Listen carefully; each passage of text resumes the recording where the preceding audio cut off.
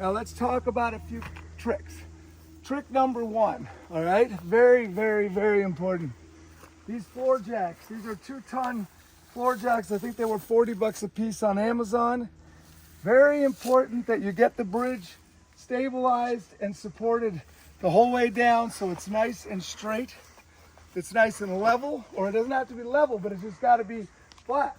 And if you run the camera down the side here, you'll see that this bridge doesn't, it's got a little sag there, and maybe we could, but keeping the bridge straight will allow you to easily put the bolts in the holes. So with the jacks, I can get this bridge so that it's really, I can take a bolt out anywhere I want and put it back in again because the bridge isn't, I've got it supported in a lot of places. If I have trouble, I just jack it up and make sure that it's supported. So that if the bridge is nice and flat, you know, if you can build this on concrete that's a flat already, you won't have any problems. But obviously in the woods is where you want the bridge. So you're probably gonna be in an area like we are where it's not level and you just have to have lots of blocks. And we have two of the jacks and we just work side to side. Try not to depend on the jacks, of course, just like anytime. Once you get it jacked up, put a block under there.